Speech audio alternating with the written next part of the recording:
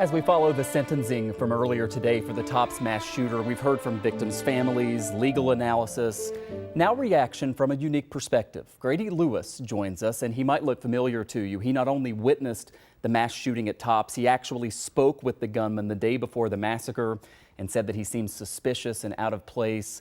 Grady, I appreciate you coming in here tonight, and I wonder if you can just first describe what you were feeling today as you were watching. I know you said you watched it from beginning to end, all of the victim impact statements, what the shooter said, and then what the judge said at the end. How are you responding to it?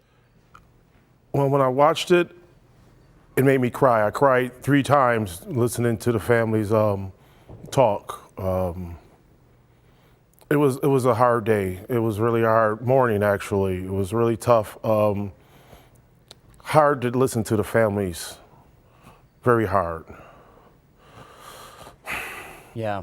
Grady, what, again, we've talked about the unique perspective that you have here, having, talked to the gunman. Most of us had never heard his voice until today when he gave his short statement.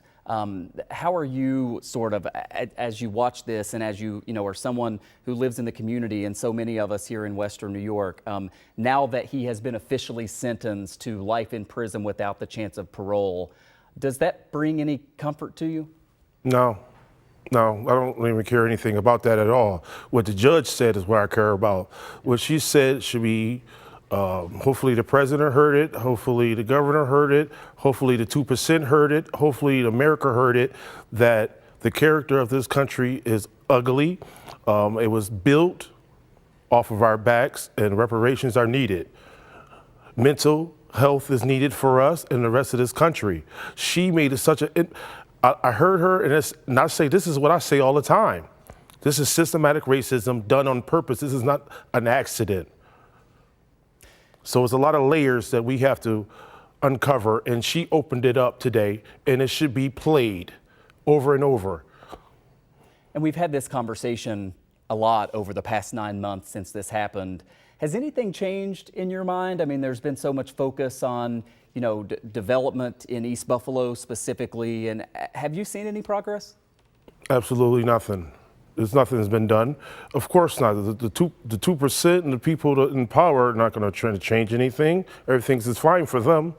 So no, I haven't seen any change. I would like to see a change. I would like to see the school system changed.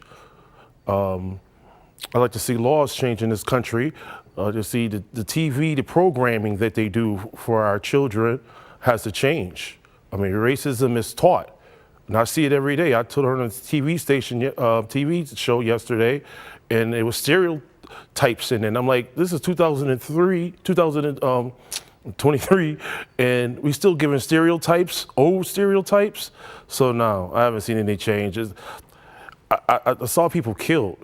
And when you see people killed, another person going to jail for it is not the thing that makes me happy. What makes me happy is to see this country change, for me to be able to go outside and go to the supermarket and not have to worry about being shot by somebody because they don't like me because I have this great melanin skin.